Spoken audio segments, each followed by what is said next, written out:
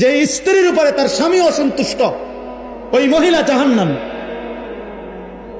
তো তুমি তারে বলো, তো নামাজ পড়বি না বেটি, পর্দা করবি না বিবি, তুই আমার হুমকি দাও, ঠিক আছে, তুই আমার জেল খাটাইবা, তুই আমার নারী নির্যাতন মামলা দিবা, ঠিক আছে যাও, কিছুই করতে পারলাম না তোমারে, তো এদ্দুর মনে রাখো আমার কলিজারা তো আটকে থাকত না।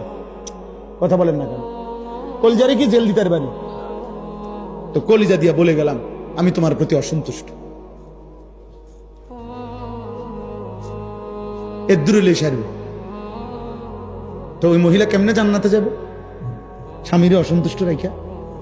ওই সন্তান কেমনে জান্নাতে যাইব বাপ মারে অসন্তুষ্ট রাখা? বলেন চাচা। আল্লাহ আপনাদের সময়কে বেশি শক্ত কথা বলে ফেলছি নাকি তা ভাই? আমি তো এনে আসছি আগে না, আব্দুল মুমিন ভাইয়ের, মুমিনুল হক ভাইয়ের মাদ্রাসায় বয়ান করছি, 11 মাগরিবের পরে মনে বয়ান করছি নাকি, এসার পর